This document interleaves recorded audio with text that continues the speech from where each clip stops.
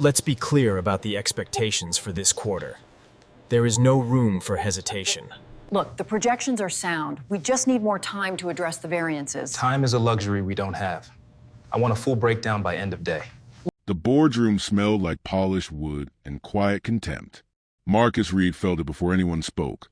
The subtle tightening in the air, the way conversations thinned when he entered, the way eyes slid past him and then snapped back, startled, calculating. He adjusted the cuff of his tailored navy suit, the one his assistant insisted made him look unmistakably in charge. Still, the silence lingered. A projector hummed at the front of the room. Glass walls framed the skyline of downtown Chicago, all steel and ambition. This was his company, his numbers, his vision. Yet the man at the head of the table didn't offer him a seat. Instead, Richard Halvorson frowned at the agenda like Marcus had interrupted something sacred. "You're early," Richard said, glancing at his watch. Marcus checked his phone. "Exactly 9 a.m. "I was asked to be here," Marcus replied evenly. A few board members exchanged looks, tight smiles, raised brows. Someone cleared their throat.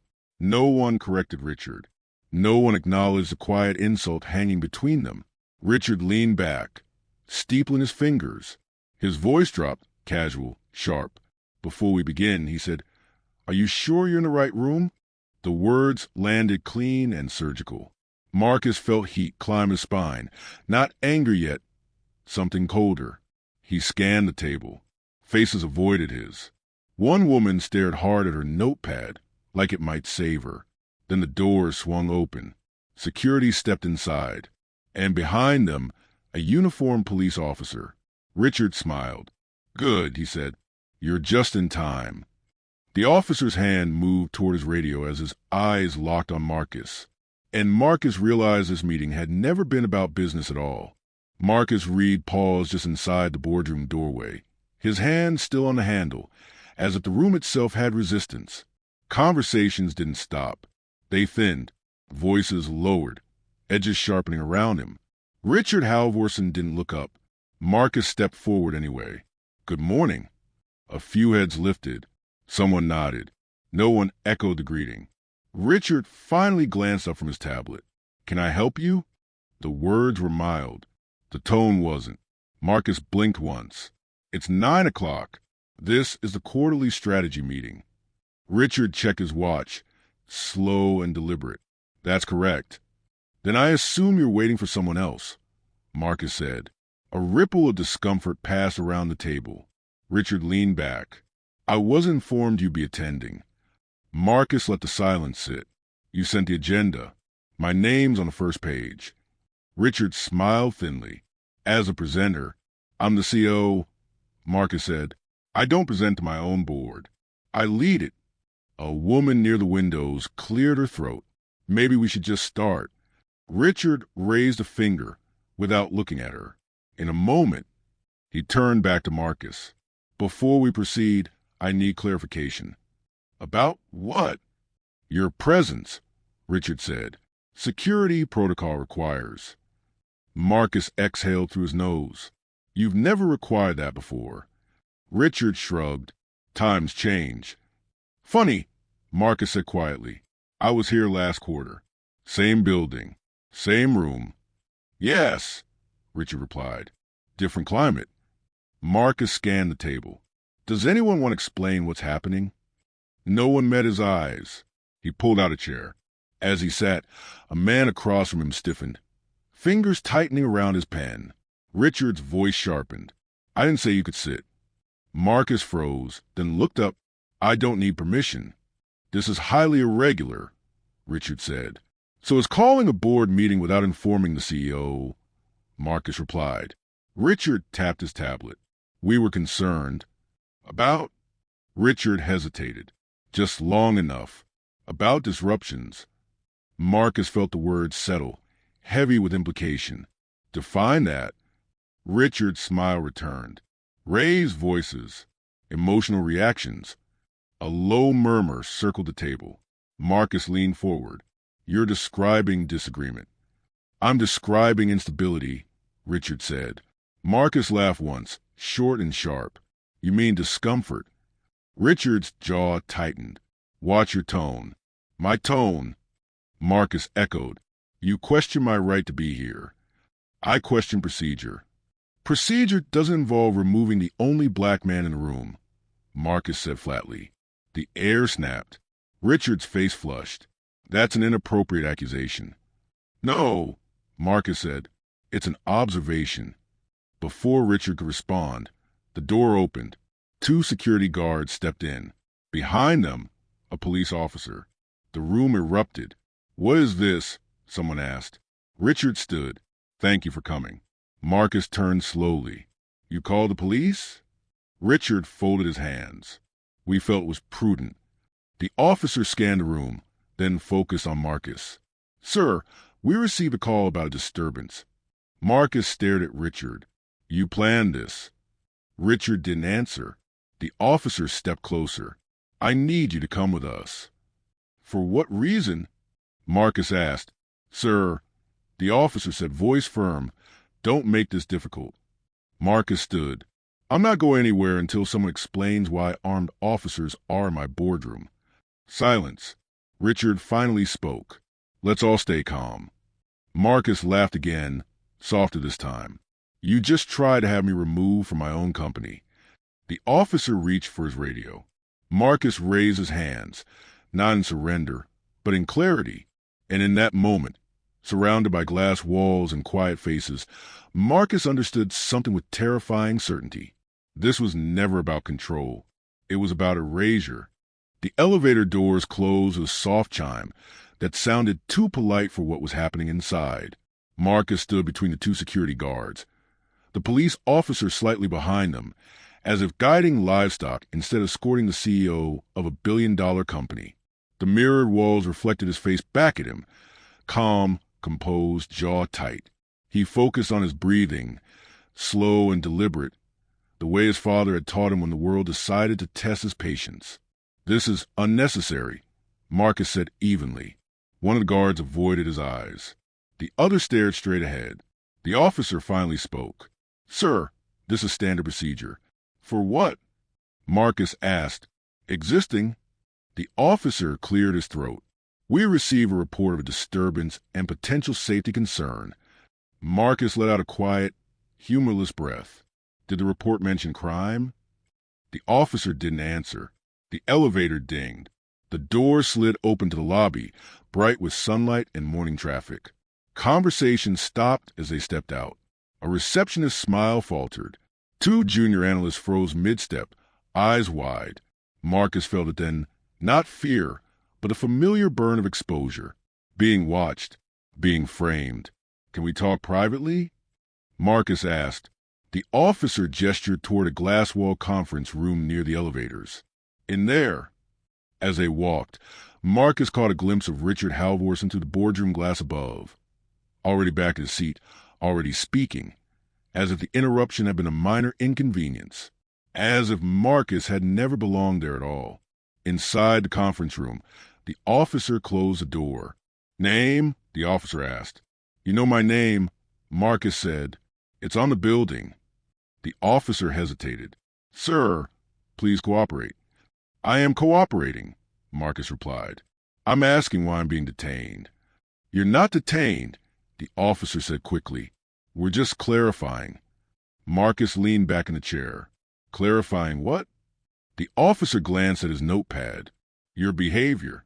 My behavior, Marcus repeated. In a meeting where I was invited, there were reports you became agitated. Define agitated. The officer's pen paused. Raised voice. Aggressive posture. Marcus smiled faintly. Did anyone mention I was threatened first? The officer looked up. Threatened how? By having police called on me for doing my job. Silence stretched. One of the guards shifted uncomfortably. This feels excessive, he muttered, too quietly for the officer to hear. Marcus heard it. Officer, Marcus said, lowering his voice. Do you know who called you? The officer nodded. The board chairman. Did he tell you I'm the CEO? Yes. And that didn't strike you as odd? The officer's jaw tightened. Sir, we don't make judgments. We respond to calls. That's a judgment, Marcus said calmly. Another pause. Am I being charged with anything? Marcus asked. No. Am I being accused of anything specific? No. Then why am I here? The officer exhaled. We were asked to ensure everyone's safety. Marcus leaned forward. By removing the only person who didn't feel safe. The officer looked away. After 10 more minutes of circular questions and non-answers, the officer closed his notebook. We're done here. That's it. Marcus asked. Yes, you're free to go. Marcus stood. Am I free to return to my meeting? The officer hesitated. That's up to them. Marcus nodded. Of course it is. When he stepped back into the lobby, his phone vibrated.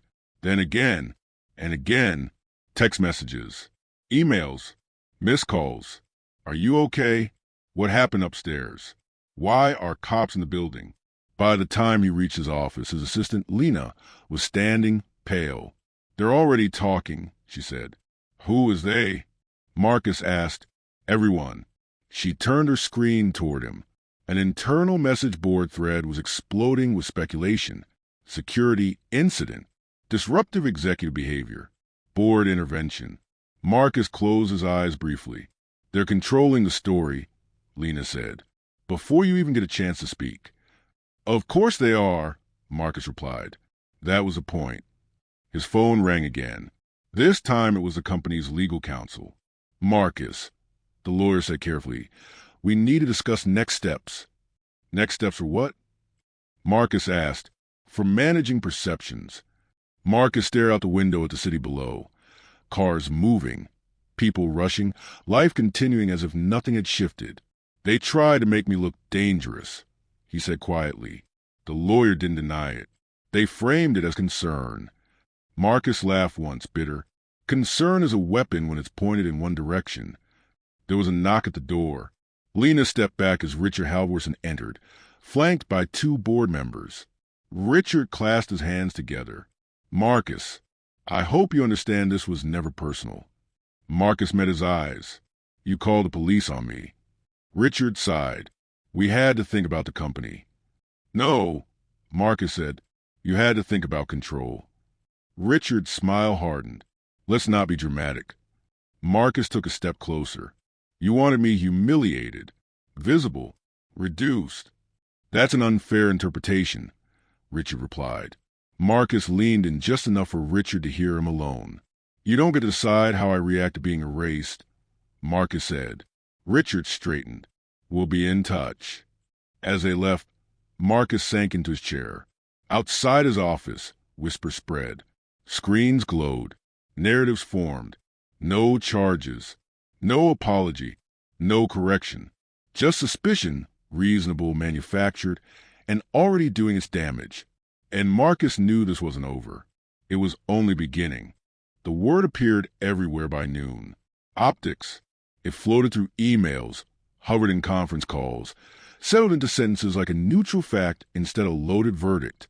Marcus heard it first from legal, then from communications, then from a board liaison who spoke as if rehearsed. This isn't about right or wrong, she said over speakerphone. It's about optics. Marcus sat ahead of the long table in his private conference room. Lena beside him, 3 screens glowing with faces that refused to look directly into the camera. So, Marcus said, optics mean I stay quiet. A pause. Then, optics mean we don't escalate. I didn't escalate, Marcus replied. I showed up. Another voice cut in, smooth and cautious. Marcus. The situation was emotionally charged. He smiled without warmth. For whom? No one answered. The PR director, a man Marcus had personally hired 2 years earlier, cleared his throat. There's already chatter online. A few business blogs picked up the police presence. Nothing explicit, but suggestive, Marcus finished. Yes, the director admitted. Ambiguous narratives tend to spread faster. Ambiguous for who? Marcus asked. Because it's very clear to me. Lena leaned forward. There's an internal post circulating. Someone described Marcus as volatile. Marcus turned to her. That word again. The PR director winced. We don't know who wrote it. But you're not correcting it, Marcus said. We're monitoring, the director replied. Marcus pushed his chair back slightly, monitoring my reputation being dismantled in real time. Another screen flickered as Richard Halvorson joined the call unannounced. Marcus, Richard said warmly. I was just checking in. Lena stiffened. Marcus didn't respond immediately. Checking in on what? Marcus asked. On how you're holding up, Richard replied. This morning was unfortunate. That's one word for it, Marcus said. Richard clasped his hands. The board is concerned. About me, Marcus said. About stability, Richard corrected gently. Marcus leaned closer to the camera. You had police remove me from my own meeting. We asked for assistance, Richard said. There's a difference. Only if you pretend power doesn't exist, Marcus replied. Richard sighed. Marcus, perception matters. Investors are sensitive. Employees are nervous. Because you made them nervous, Marcus said. You staged a scene. Richard's smile tightened. Let's not assign motives. Then stop assigning narratives. Marcus shot back. Silence followed. Then the PR director spoke again. We recommend a brief statement. Marcus looked at him. Go on. Something calm, forward-looking, emphasizing unity. No mention of race. No mention of police. Marcus laughed softly. So I disappear. You lead by rising above, the director said. I lead by telling the truth, Marcus replied. Richard leaned forward. Truth is subjective. No, Marcus said. Power decides what gets called truth. Richard's eyes hardened for a fraction of a second before smoothing again. This isn't personal. It never is, Marcus said. That's how it works. The call ended without resolution. Minutes later, Marcus's phone buzzed with notification. An internal email, sent company-wide. This morning, an incident occurred that was swiftly addressed to ensure the safety and professionalism of our workplace. Leadership remains committed to maintaining a respectful environment for all. Marcus stared at the screen. No name, no clarification, no denial, just implication. Lena read it over his shoulder. They didn't run it by us. They didn't need to, Marcus said. It says exactly what they want. His phone buzzed again. This time, a message from an old colleague, former CFO, now retired. Saw the email. This feels familiar. Marcus typed back. Familiar how? The reply came quickly. You're not the first. They met later that evening at a quiet bar across town, far from the glass towers and security badges. The former CFO, Daniel Brooks, looked older than Marcus remembered, tired in a way that had nothing to do with age. They did it to me differently, Daniel said, nursing his drink. No police, just whispers. Concerns, committees. Marcus listened. They questioned my temperament, Daniel continued. My fit, my tone, always my tone. Marcus nodded. How long? 6 months, Daniel said. Then they offered me a graceful exit. And you took it. Daniel looked away. I was tired of fighting ghosts. Marcus leaned back. How many others? Daniel met his eyes. Enough that this isn't coincidence. Marcus felt something settle in his chest. Not shock, but clarity. Back at home that night, Marcus scrolled through headlines. Nothing overt, nothing provable, just phrasing. Sources say leadership tension surfaced. Board intervenes after heated exchange. Questions raised about executive conduct. His phone rang. An unfamiliar number. Marcus Reed? A woman asked. Yes. This is Ava Collins. I'm an investigative reporter. Marcus closed his eyes. Of course you are. I'm working on a piece about boardroom removals and coded bias. Ava said. Your name came up. Marcus hesitated. Came up how? As a pattern breaker, she replied. Or a warning. He thought of the email. The silence. The word volatile hanging in the air like a verdict. What do you want? Marcus asked. To put things on the record, Ava said, before optics hardened into history. Marcus looked out the city lights. distant and cold. "Send me your questions," he said finally. After the call ended, Marcus sat alone in the dark. They had tried to reduce him to an image. He was done letting them control the frame. The morning sunlight fell across Marcus's office, sharp and unflinching. Papers lay scattered across the desk, some unopened, others bearing the faint fingerprints of hurried hands. Lena hovered near the door, phone in hand, as though ready to intercept any unwelcome message. The knock came before Marcus could speak. Richard Halvorson entered, crisp suit, polished shoes, and a smile that didn't reach his eyes. Two other board members trailed him, their expressions rehearsed, polite. "Marcus," Richard began, voice honeyed, "we're concerned for you, for the company." Marcus didn't rise. Concern or control? Richard's smile faltered. "We want to protect you. This recent incident, it's unfortunate. Perhaps a brief leave would allow things to settle." Marcus laughed, low and sharp. "A leave? From what? My own company? You mean a leave from being visible, from being a black CEO in a world that's uncomfortable with one?" The two board members shifted uncomfortably. Lena's hand went to her mouth. "It's standard protocol," Richard said smoothly. "We want the narrative managed responsibly. Investors are uneasy. Employees are unsure. A temporary absence signals calm." Marcus's jaw tightened. "So my presence threatens stability?" Richard nodded slightly. "Perception matters. You understand that?" "I understand exactly," Marcus said. "You don't want me here. Not because I'm unfit. Not because I failed. Because I exist." The silence that followed felt thick, almost tangible. One board member finally spoke. "It's complicated. The optics, Marcus." "Really?" Marcus leaned forward. "You mean the optics of a black man standing up at his own company, asserting authority?" Richard's fingers tapped the edge of the desk. "We're trying to act responsibly." "Responsible for what?" Marcus shot back. "For maintaining comfort? For punishing me quietly? For making everyone else feel safe while I bear the full weight of your fear?" The second board member interjected. "Please, Marcus, let's discuss this rationally." Marcus stood. "Rational? Yes, let's be rational. Let me make this clear. I built this company. I lead it.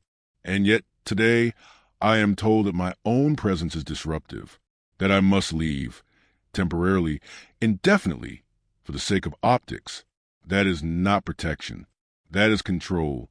That is erasure." Richard's face hardened. "You're being dramatic." Marcus walked toward the windows, overlooking the city that had grown under his guidance. "No," he said quietly, turning back. "I'm being precise. I see your strategy. You are delegitimizing me, chapter by chapter, while cloaking civility. But I see it, and I will not comply." Richard's lips pressed into a thin line. "Marcus, think about your legacy, your career. Sometimes discretion is the wiser path." "I'm not negotiating discretion," Marcus replied. "I'm negotiating truth. And the truth is, I will not leave my company because you and a few others are afraid of me. Not today, not ever." One board member shifted uncomfortably. "You're making this very difficult." Marcus fixed him with a gaze that burned. "It's already difficult. For me, every day, I navigate a world that doubts my capability before seeing it. I'm not making it difficult. I'm surviving it. And surviving it requires me to be here." Richard leaned forward slightly. "You may have allies, Marcus, but you also have opposition." "I know exactly who stand behind me and who stands in front of me," Marcus said, "and I'm prepared for both." The board members murmured among themselves, unsure how to respond. Richard's expression hardened into something sharp, dangerous. "If you refuse, we will act." "Act how?" Marcus asked calmly. "Another staged incident? Another police visit? More whispers disguised as memos?" Richard hesitated, then looked away. "I hope it won't come to that." Marcus crossed his arms. "It already has. And the world is watching, whether you admit it or not." Lena, finally finding her voice, said, "Marcus, maybe we should document this." Carefully, he nodded slowly. "Yes, everything. Emails, conversations, actions. Evidence is the only thing that can't be rewritten. Richard's eyes narrowed. You'll regret this.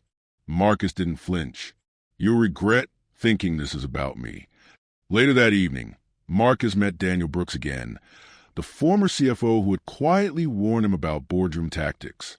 Daniel's office smelled of old leather and quiet resignation. They'll push for a resignation, Daniel said. Eventually, they do. It's never public, but it's effective. You fight, they isolate. You leave quietly, or they rewrite the narrative entirely. I'm not leaving, Marcus said, and I won't be rewritten. I'll gather the evidence. Every email, every board memo, every whispered concern about my tone or fit. Daniel leaned back, studying him. You're prepared for the backlash? I've been preparing my whole life, Marcus replied. Every glance that doubted me, every door that closed before I walked through it. I know the rules. Daniel nodded slowly. Then you'll need strategy, allies, and patience. I have all three, Marcus said, and I have responsibility. To myself, to the company, to everyone who's been silenced quietly before me. Daniel hesitated. Then you're walking a dangerous path. I know, Marcus said, but it's the only path forward. Back in his apartment, Marcus sat alone, laptop open, documents spread across the table. Each file was a thread in a web, a network of whispers, omissions, and coded prejudice that stretched back years. He typed a message to Lena. Start cataloging everything, every interaction, every email. Nothing is too small. Outside, the city lights shimmered. Somewhere, board members and executives plotted their next move. Somewhere, Richard Halvorson smiled, thinking control still belonged to him. But Marcus Reed had already shifted the battlefield, and the rules they thought applied to him, rules written by fear, bias, and quiet complicity, were about to be rewritten instead. The fight was no longer just for perception. It was for truth, and Marcus was ready. Marcus leaned back in his chair, staring at the glowing screens in front of him. Emails, internal memos, and transcripts of board meetings scrolled endlessly. He had begun to see a pattern, a recurring motif in the company's behavior, not just toward him, but toward every black executive who had ever stood too firmly in their own authority. He thought of Daniel Brooks' warning. You're not the first. Marcus reached for his phone. Ava Collins, he typed, let's meet tomorrow. The investigative reporter had contacted him earlier, intrigued by the unusual incident. He needed an ally who could look at the story objectively, someone who could dig beyond the surface of polite language and optics. The next day, Marcus sat across from Ava in a small cafe. The hum of espresso machines and clinking cups made the world feel alive outside the walls of corporate strategy and stage incidents. Ava had a laptop open, a recorder on the table, and a notebook filled with names, dates, and anomalies. You said you've been documenting patterns, she began. Show me. Marcus pulled out a folder thick with emails, notes, and archived messages. Start here, he said. Notice how each incident begins with a vague complaint. Tone, behavior, fit. Not performance. Not results. Never qualifications. Just subtle language framing them as unstable or disruptive. Ava scanned the first email. Volatile. Unprofessional. Too assertive. Exactly, Marcus said. The language is neutral on its face, but it's weaponized. Every black executive who doesn't conform is labeled this way. Do you have examples? Ava asked. Marcus handed her another folder. Daniel Brooks, CFO, left quietly after 6 months. They used the exact same coded language. Ava raised her eyebrows.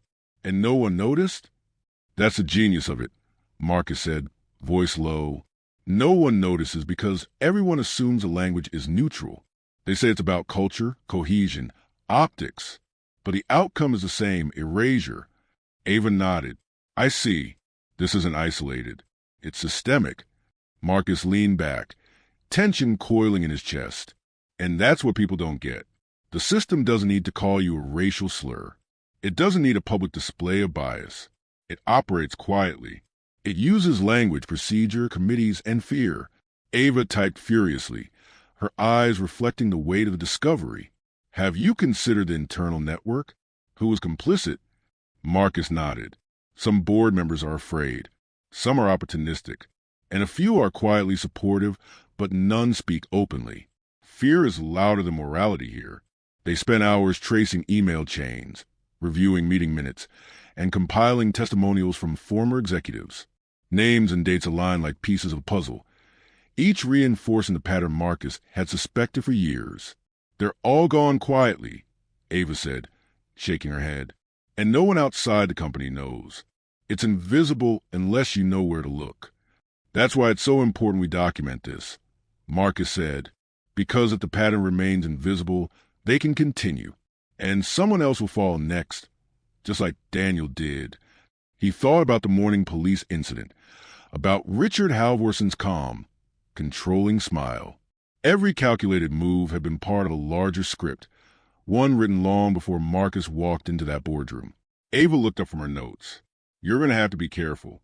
Once you make this public, they'll push back hard. I know, Marcus said, but I can't stay quiet. Not anymore. It's bigger than me. It's about setting precedent. Letting others see that erasure can be challenged. Ava's eyes flicked to him. You're not just fighting for yourself. Marcus shook his head slowly. No, I'm fighting for everyone who was silenced. Everyone who walked away quietly, because speaking up seemed impossible. I can't undo their experiences, but I can make their story visible. I can make the system accountable. The cafe was noisy, but Marcus felt a strange quiet settle over him.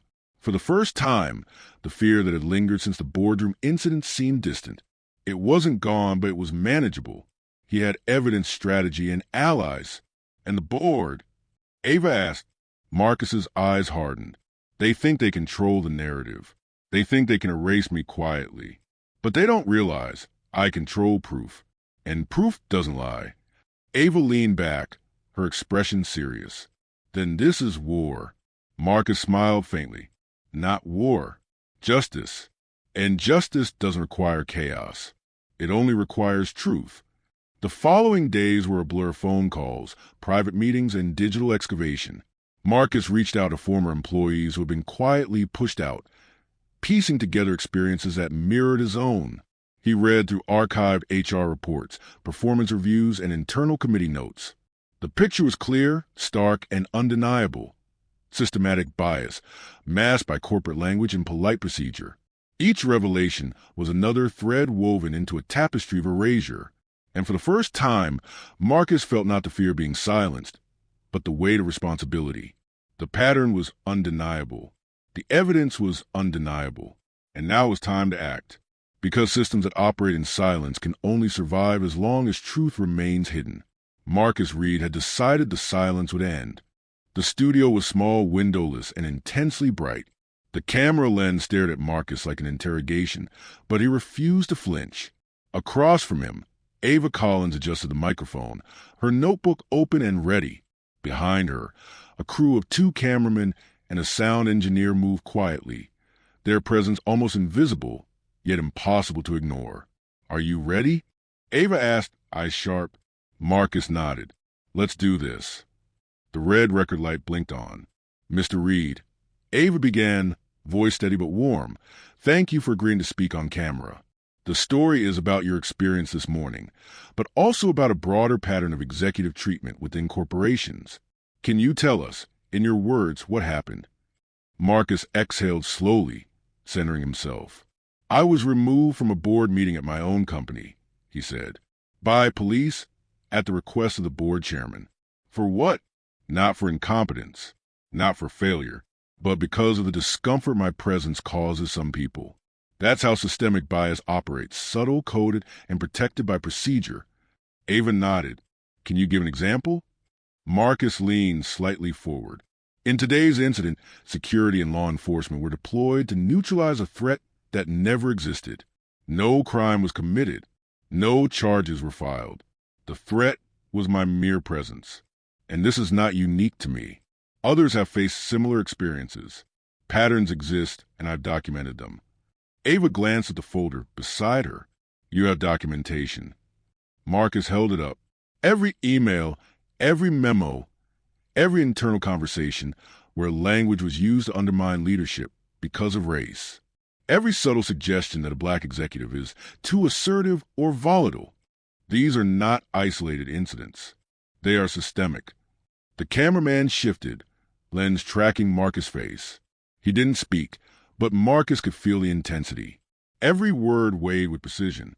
Ava leaned in, and the impact, personally, professionally, Marcus swallowed. Fear, isolation, silence, doubt cast on competence. This isn't just about me. It's about everyone who's ever been told their voice is disruptive simply because it's different. Every person who's walked away quietly is a casualty, and that has real consequences for their careers, for companies, for society. He paused, letting the words land.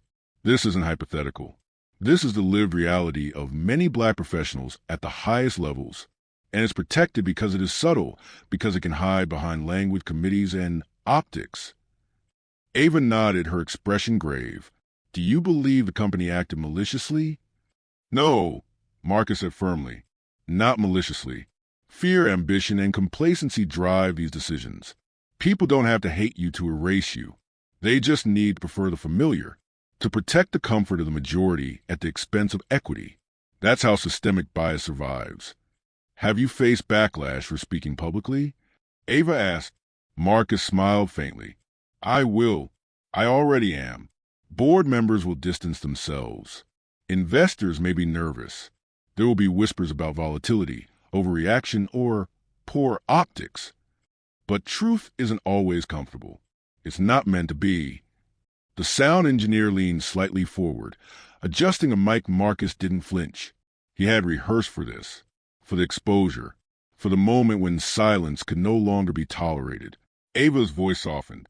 What's your goal in speaking out? Marcus leaned closer, voice steady. Accountability, visibility, to show that silence can be challenged, to make sure the next person doesn't face this alone. The objective isn't revenge, it's justice.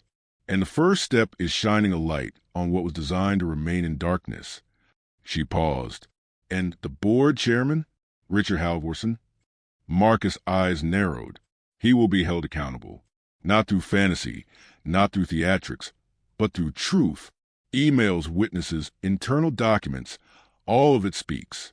Lies crumble under scrutiny. Ava wrote quickly, then looked up, and personally, how are you handling it? Marcus leaned back, voice softening, almost himself, with clarity, with focus, with recognition that there's cost in speaking up. Emotional, professional, personal. But there is also power in visibility, in insisting on being seen as you are rather than how others wish to depict you. The crew remained silent, absorbing the weight of his words. Ava glanced at him, ready to wrap. Final thought. Marcus paused, then said clearly, slowly, systems that erase people operate quietly. But even quiet systems can be exposed. Truth doesn't need permission to exist. And no amount of optics or manipulation can erase reality.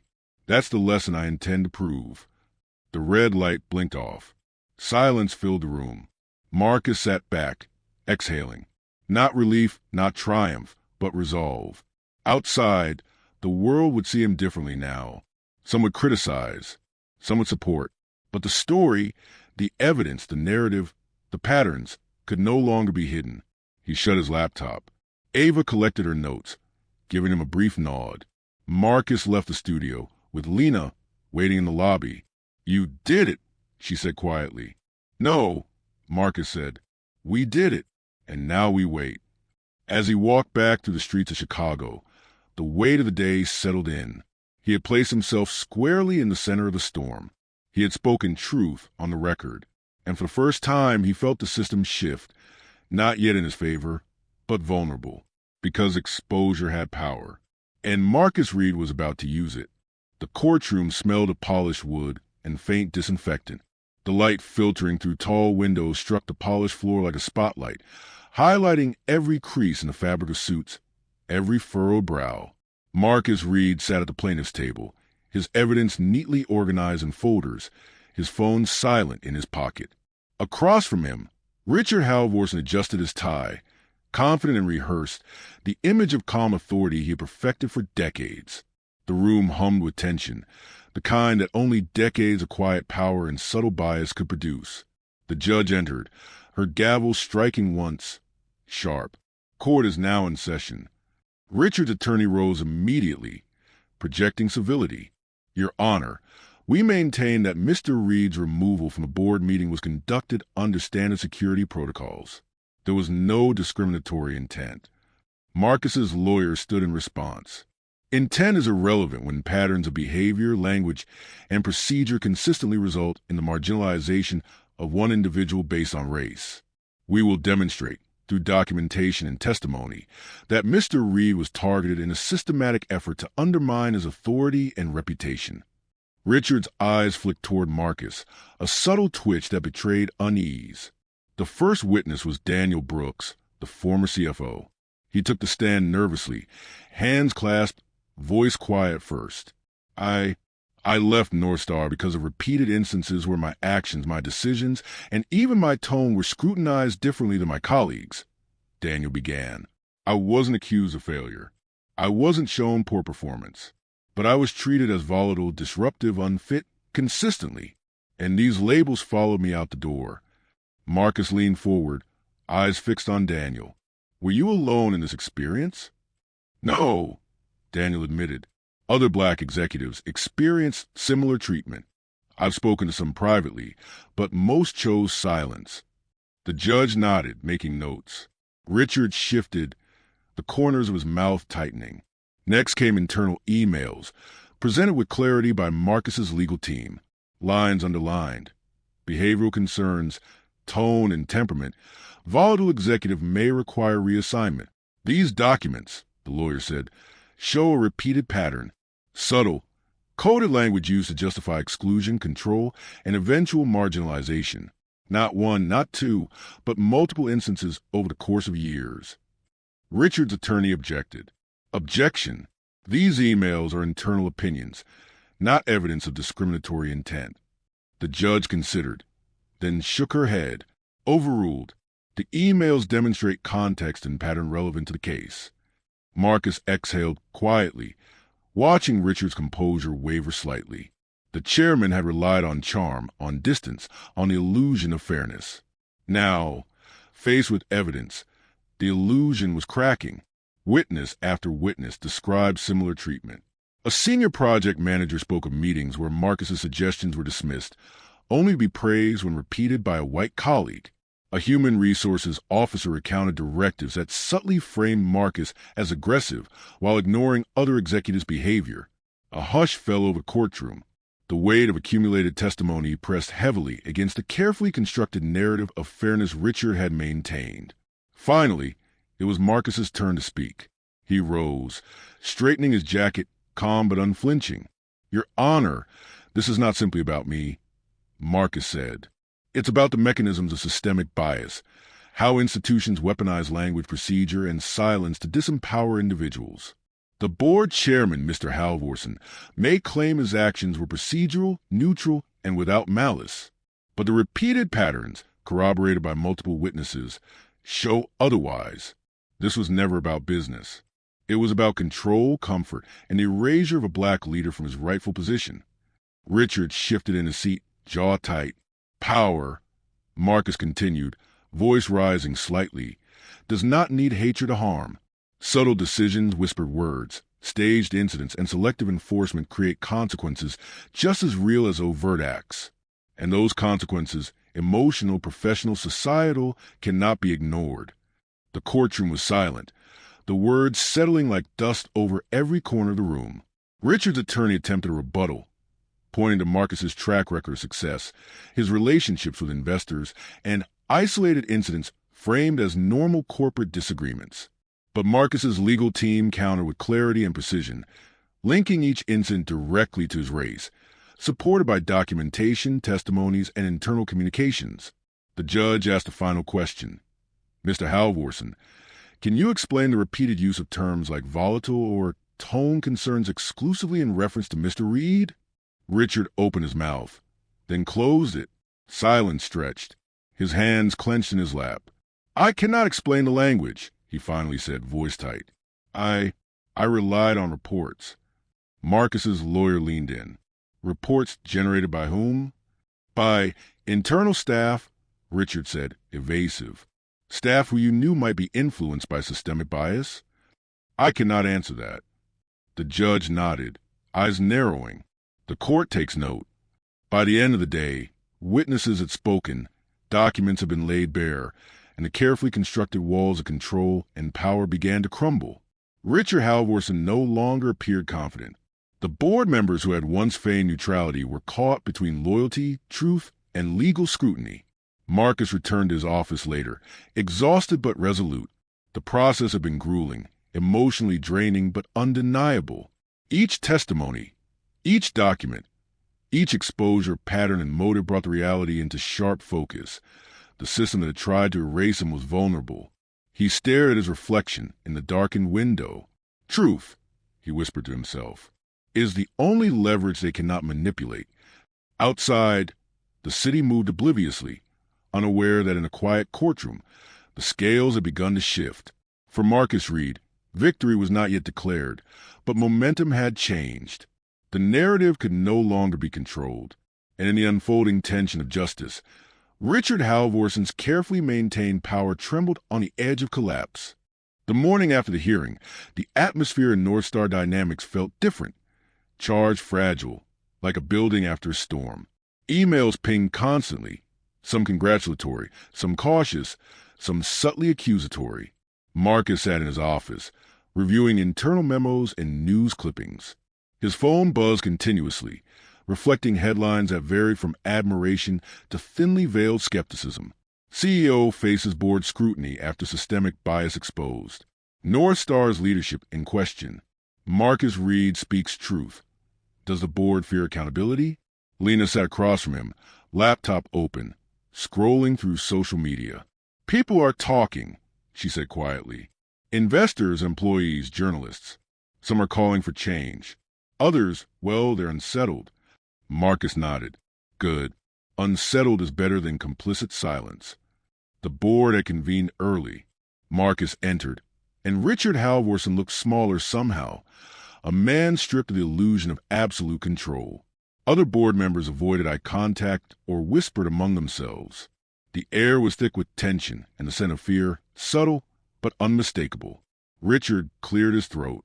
Marcus, the court proceedings have brought a lot to light. Exactly, Marcus interrupted calmly. They brought to light what was always here. Systemic bias, deliberate marginalization, and calculated attempt to undermine my authority. That is what matters. One board member, who had previously nodded along silently, now spoke up. We understand. Changes are necessary. Necessary? Marcus asked. They're overdue. And they're not just changes in optics. They're changes in accountability, structure, and culture. Richard's lips pressed into a thin line. Marcus, the board acknowledges your leadership and contributions. We are restructuring the company governance to prevent future incidents. Marcus leaned forward. Restructuring is not enough. There must be consequences. The actions of those who orchestrated my removal, whether directly or indirectly, must be recognized and addressed. Richard shifted uncomfortably. Legal and ethical considerations are being reviewed. Ethics, Marcus said slowly, voice low but cutting. Ethics is meaningless if power can bypass it without consequence. The remaining board members exchanged glances. Some were clearly relieved Marcus wasn't seeking personal revenge. Others were uneasy, realizing their own complicity might be exposed. Later, in a closed-door session, HR, legal counsel, and senior executives gathered. The investigation revealed emails, internal memos, and testimonies showing clear bias in Richard's handling of the boardroom incident.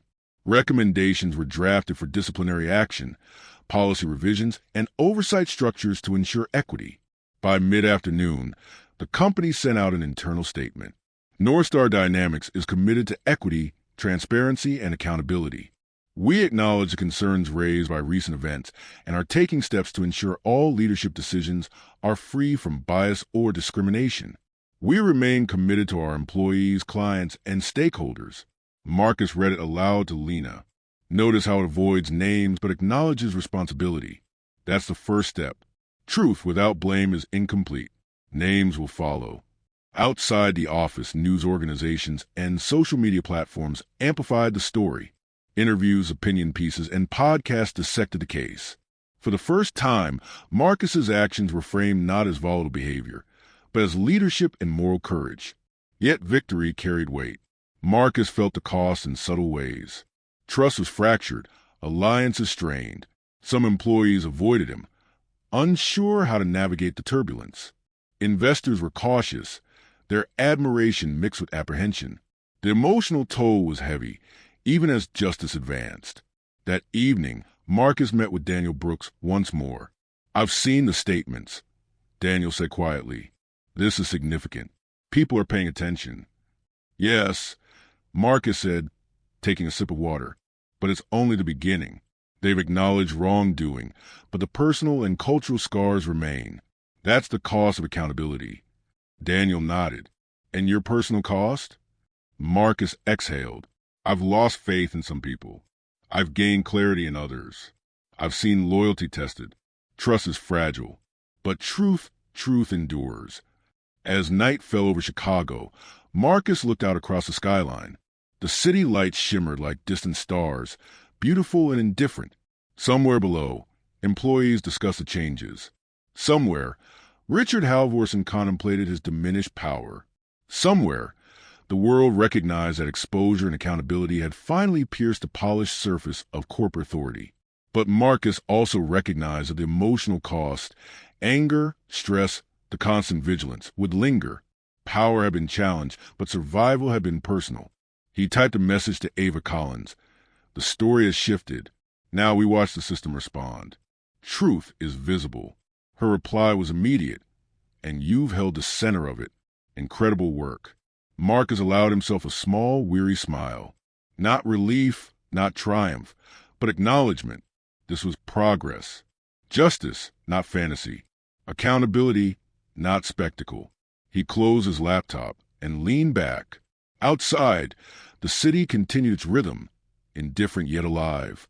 Within North Star Dynamics, change had begun. Richard's reign of subtle fear had ended. The board was accountable. Employees had witnessed the exposure of systemic bias. And Marcus had emerged not unscathed, but unbowed. Some scars remained, and some relationships were forever altered. But clarity had replaced fear. Visibility had replaced silence. And in that quiet evening, Marcus Reed allowed himself a moment to reflect. Systems could be challenged, erasure could be confronted, and truth, persistent, undeniable truth, could prevail. The victory was real, but it didn't feel clean. Marcus Reed sat in his apartment, high above the city streets. The skyline glittering but distant, indifferent. The courtroom triumph had exposed Richard Halvorson and the board, but the emotional fallout was more insidious. He had won accountability, yet the cost had been heavy. Lena had left early, exhausted but vigilant, her presence a steady anchor throughout the storm. Marcus stared at his laptop, scrolling through emails from colleagues, journalists, and former employees. Praise mingled with resentment, admiration intertwined with fear. Every message reminded him that visibility was both shield and spotlight, and that no one could navigate without scars. He rubbed his temples. The day had been relentless.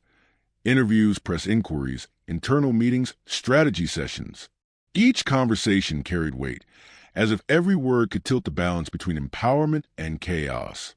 Even allies looked at him differently now, aware of his vulnerability and strength in equal measure. A call from Daniel Brooks interrupted his thoughts. "Marcus," Daniel said quietly, "I've been thinking. You expose a lot. But are you prepared for what comes next? People don't forgive quietly. Some will want revenge, others will retreat, and some will never trust again."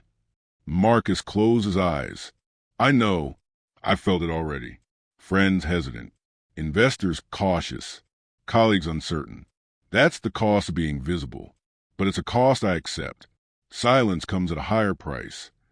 Daniel sighed. "I just want to make sure you're ready for the emotional toll. Exposure brings scrutiny. Not just professional, but personal." Marcus exhaled. "I've already paid in fear and fatigue. I've lived with scrutiny for years. This is just a different kind. and I'm aware of it. After the call, Marcus walked to the window. Streetlights flickered below, and the hum of traffic sounded distant, almost peaceful.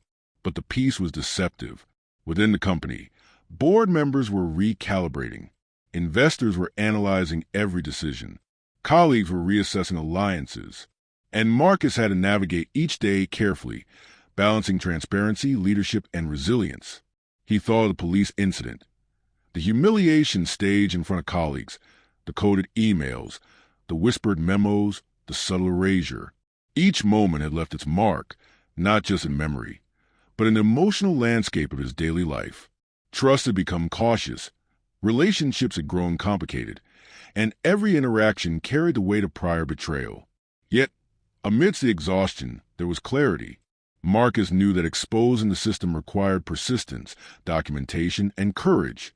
And he knew that the emotional toll, though heavy, was the price of integrity. The next day at the office, Marcus convened a meeting with senior leadership. His team was alert, wary, but supportive. "We've taken steps to expose systemic bias within the board and company structure," Marcus began. "That's a victory, but it comes with responsibility. Transparency brings attention.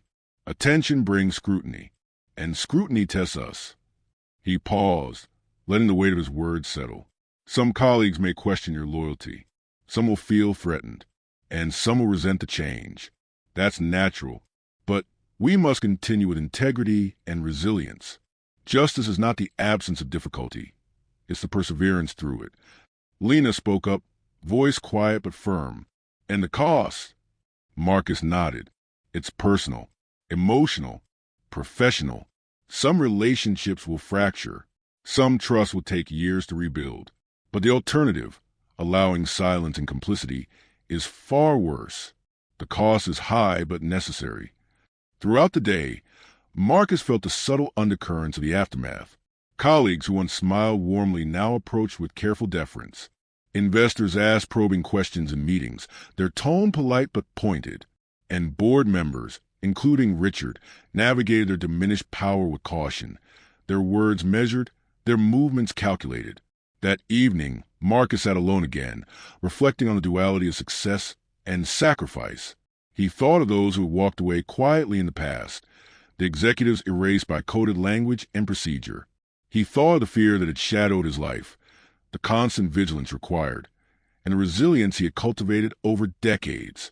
He recognized that the price of truth was not only endurance, but a transformation of self. Strength and vulnerability were inseparable. Visibility brought accountability, but also exposure. Justice had arrived, but not without consequence. Ava Collins called again, this time with a softer tone. "Marcus, the story is resonating. People are paying attention. But I need to ask, how are you holding up?" Marcus smiled faintly. "The victory is public, but the work is private. The emotional toll is heavy, but it's worth it. For me, for others, for the truth." She paused. "You've set a precedent." "Yes," Marcus said quietly. "But precedent carries weight. I must navigate carefully, remain steadfast, and continue to lead responsibly. That's the cost." Later, Marcus walked the quiet streets of Chicago. Snow began to fall lightly, coating the city in fragile, reflective white. Each step was deliberate, measured. He had fought, exposed, and held truth to power. Yet he knew the scars, emotional, psychological, and relational, would linger. Still, as he looked up at the city lights reflecting on wet streets, he allowed himself a moment of quiet satisfaction. Victory was not absolute. Justice was not perfect. But integrity had prevailed. Visibility had won over silence. And the system once thought untouchable had been challenged. Marcus Reed had paid the cost.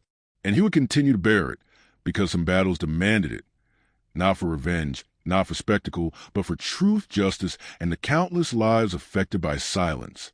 He inhaled deeply, letting the cold air fill him. The storm had passed. The fallout was real. And the fight, though arduous, had created a path forward, clear, resilient, and unyielding. The boardroom smelled of polished wood, recycled coffee, and quiet panic.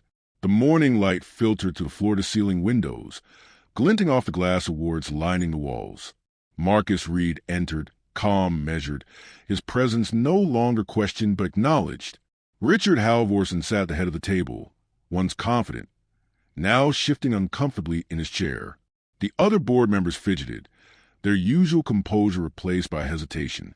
"Thank you for convening on such short notice," Marcus began.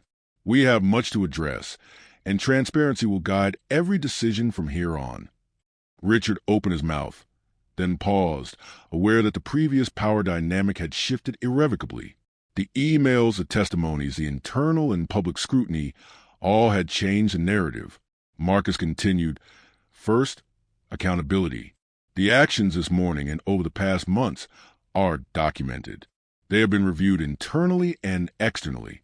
The misrepresentation of my presence, the coded language, the stage removal cannot be ignored.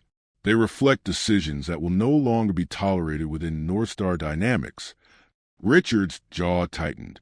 He opened his mouth, but Marcus raised a hand slightly, not aggressively, but with authority. "Second," Marcus said, voice steady, "we will implement structural changes to prevent recurrence. Independent oversight, review committees, and clear protocols will ensure that no executive is marginalized due to bias, subtle or overt. This is non-negotiable." A board member cleared her throat. "Marcus, the public scrutiny, the press, it's necessary," Marcus interrupted. "It's necessary that the truth is visible. That power cannot manipulate facts. That bias, systemic or otherwise, is held to account." Richard leaned back, pale and sweating slightly. "Marcus, surely some of this could have been handled differently, internally without exposure." Marcus's gaze was unwavering. "Handled internally? The internal systems failed me. That is why exposure was required. Systems designed to protect themselves rather than fairness cannot be trusted without oversight." The room was quiet. Every chair creaked as board members adjusted uneasily, knowing the power had shifted. Marcus pulled out a folder and placed it on the table. "These are the consequences for orchestrating actions intended to marginalize leadership unjustly." The folder contained internal documentation, timelines, and evidence compiled meticulously over weeks. Police call records, emails, meeting minutes, witness statements. Each page revealed intentional misdirection, selective enforcement, and manipulation. Richard glanced at it, then at Marcus, realizing that control had slipped through his fingers. "These are not accusations without merit," Marcus said, voice calm but precise. "They are facts, and facts require action. First, Richard Halvorsen will step down from the chairmanship, effective immediately. His role in these events disqualifies him from leadership without independent oversight." Richard's lips pressed into a thin line. "Step down? You can't." Marcus's eyes were steel. "I can, and I have." The board concurs. Murmurs rippled across the room. One board member hesitated, then nodded. Another cleared her throat and quietly signed a document confirming the action. Marcus continued. "Next, a full internal review will occur with external auditors. Any policy violations, intentional or negligent, will be addressed. Repercussions for procedural misconduct are forthcoming. This is not personal vengeance. It is justice." Richard's shoulders slumped slightly. The carefully constructed shield of power had collapsed under evidence, exposure, and truth. "The board," Marcus said, voice steady, "must now embrace accountability as its foundation. Transparency, integrity, and equity are no longer optional. They are mandatory." By mid-afternoon, internal communications announced Richard's resignation. Social media and news outlets buzzed. Headlines celebrated Marcus Reed's courage, his persistence, and his principled leadership. CEO exposes systemic bias. Board chairman resigns. Marcus Reed stands firm against corporate manipulation. North Star Dynamics commits to transparency and equity. The city skyline reflected the glow of these developments, a metaphorical dawn for both the company and the culture Marcus had challenged. Later, Marcus sat with Lena, reviewing the day's events. "It's done," she said softly, eyes wide. "It's only begun," Marcus replied. "Exposing one person doesn't erase systemic patterns, but it sets precedent, and precedent has weight." He leaned back, absorbing the quiet, the knowledge that justice, though imperfect, had been realized. The man who tried to erase him had fallen, but the victory wasn't just personal. It was institutional. Later that week, Daniel Brooks met Marcus in a quiet cafe, the aroma of coffee grounding and comforting. "I watched it unfold," Daniel said. "The bored, the resignation. You did what I didn't have the courage to do." Marcus shook his head. "You did what you could at the time. But someone had to push it further. Someone had to stand visibly, insistently. That's the cost of leadership and truth." Daniel nodded. "And you've paid it." "I have," Marcus admitted. "But not for revenge, not for spectacle. For accountability. For the people who came before me and those who will follow." That evening, Marcus returned to his office, empty and silent. He walked past the glass-walled boardroom, imagining the absence of Halvorson's presence. It was symbolic and tangible, a reminder that power, when misused, carries consequences. He paused, reflecting on the journey. The police incident, the emails, the whispers, the coded language, the tension, the exposure, the hearings. The path had been grueling, emotional, and isolating. Yet each step had reinforced a truth he had long known. Systems could be challenged, bias could be confronted, and integrity could prevail, even at great personal cost. Marcus looked out at the city lights, steady and unwavering. Justice had been served, not through theatrics, but through evidence, persistence, and moral clarity. And as the first real calm in weeks settled over him, Marcus allowed himself a rare smile. Richard Halvorson's reign of control had ended, accountability had been established, and a precedent for fairness and transparency had been set. He had paid the cost. He had borne the scars. He had stood, visible, unyielding, and principled. And in that moment, Marcus Reed understood the truth of leadership. Power is fleeting, but justice, earned, deliberate, and unwavering, endures.